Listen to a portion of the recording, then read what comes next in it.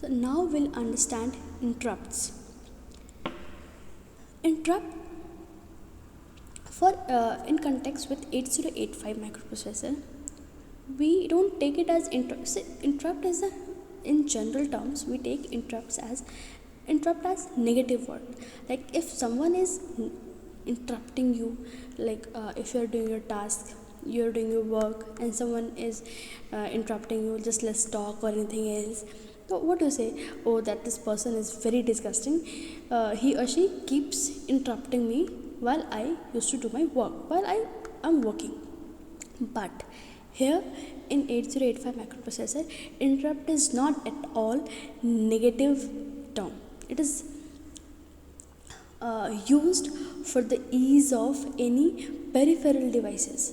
So when uh, the role of interrupts come into existence, so when any of the peripheral devices or external device wants some service from the microprocessor, so how it's gonna tell microprocessor that for some time I need your service, please serve me. So it tells using a method called interrupts. So we define interrupts as the signals requesting the microprocessor to perform a particular task or work, sent by whom? Sent by any external device or peripheral device. So this request uh, given to the microprocessor by any peripheral device is known as interrupts, and the task and the reason why they are interrupting to get service from the microprocessor. The service may be of data transfer. For example, you want to transfer memory from your system to your pen drive. So what actually we are doing, we are just transferring the data from your memory, from your secondary memory to the pen drive. So in that case, your peripheral is your pen drive. So peripheral will generate interrupt to the microprocessor that I want to transfer the data, please serve me. Okay, so for this task, and there are many other tasks in which any peripheral device generates interrupts. So now in this lecture we will discuss different types of interrupts. So what happens if any peripheral device generates interrupt to the microprocessor? So microprocessor is always busy in executing its instruction. It will one by one will execute its instruction. It never goes idle. It is always busy. So there are two ways, there are two possibilities. Either, for example, microprocessor is executing any program. For example, the program is about adding two numbers. So microprocessor is busy in executing the program of adding two numbers, and it is executing, just say, fifth instruction of the program. So there are two possibilities. Either the microprocessor will stop executing the instruction immediately. There are two possibilities. Either the microprocessor will stop executing the instruction immediately, or it will tell the peripheral devices, wait till I execute this current instruction. Wait till I execute the current instructions. When I'm done with executing the current instruction, I will entertain your request. So there are two ways. So we'll discuss these two ways later.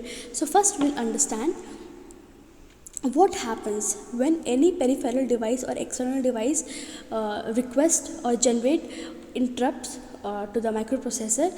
So microprocessor executes an interrupt service routine stored in the memory. It is executes the interrupt service routine stored in the memory. These interrupt service routine defines, or these are the basic these are programs, these are small programs which is there in main memory, and it tells the microprocessor that what we have to do, what the processor has to do with these requests. Okay, so whenever any peripheral device request or interrupts microprocessor, it generates or it executes an interrupt service routine ISR, which tells about what we have to do.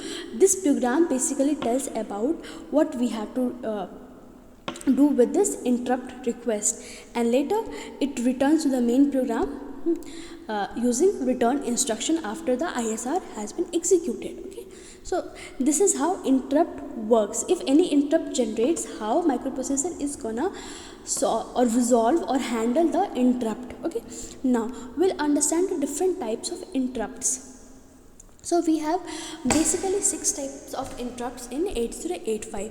So first is hardware interrupt, very important, software interrupts, maskable interrupts, non-maskable interrupts, vectored interrupts, and non-vectored interrupts. So what are hardware interrupts? These are hardware pins. They're in 8085 pin. So for better understanding, let me show you that diagram in the pin diagram. So this is the 8085 pin diagram. So these hardware pins, these hardware which we are talking about, hardware interrupts. So these hardware interrupts are generated by the hardware pins which is there at 8085 IC, 8085 IC. So these 5 hardware pins are using which hardware interrupts are generated are TRAP, RST 7.5, RST 6.5, RST 5.5 and INTR. So these 5 interrupts are hardware interrupts. So these interrupts are generated by using these 5 pins. So this is the first category of hardware pin. Hardware interrupts. Now software interrupts. We have these interrupts are internally generated within the microprocessor using software instructions. Software interrupts are also called internal interrupts. Okay, we have 8 software interrupts. Now next is maskable interrupts. So for example, let's understand what is maskable interrupts. These are the external interrupts which can be, so what first we have to understand what is the meaning of maskable. So maskable means which can be delayed or rejected. So any interrupt which can be delayed or rejected by the microprocessor are known as maskable interrupts. Next is non-maskable interrupts. Again, maskable means which the anything which can be delayed or rejected are known as maskable. What is non-maskable? Anything which cannot be delayed or which cannot be rejected are known as non-maskable. So in context with interrupts, the interrupts which can be delayed or rejected is known as maskable interrupts, or the interrupts which cannot be delayed or cannot be rejected are known as non-maskable interrupts. Now we have vectored interrupts and non-vectored interrupts. So when the address of interrupt service routine, which we were discussing earlier, so when the address of ISR is fixed, the ISR for resolving this interrupt or to handling this interrupt is there at this particular location. When this location of the ISR, interrupt service routine, is fixed and it is known by the microprocessor, it is known as vectored interrupt. And when the case is that the address of the interrupt service routine is not known by microprocessor or is not fixed in the memory, and third thing, if it is supplied by the peripheral device, then these types of interrupt are known as non-vectored interrupts. So in 8085 microprocessor, there are 5 hardware interrupts. There are TRAP, which we have discussed right now, RST 5.5, RST 6.5, RST 7.5 and INTR. So these are the 5 hardware interrupts provided in the 8085 microprocessor. And microprocessor has 8 software interrupts. which is from RST0 to RST7. There is these are software interrupts, there's no need to define, or I don't need to mention that there won't be any kind of hardware pin for these interrupts. So hardware pin is only for hardware interrupts. Now we have to understand what are maskable and non-maskable interrupts. So among these 5 interrupts, hardware interrupts, trap, RST 5.5, RST 6.5, RST 7.5 and INTR.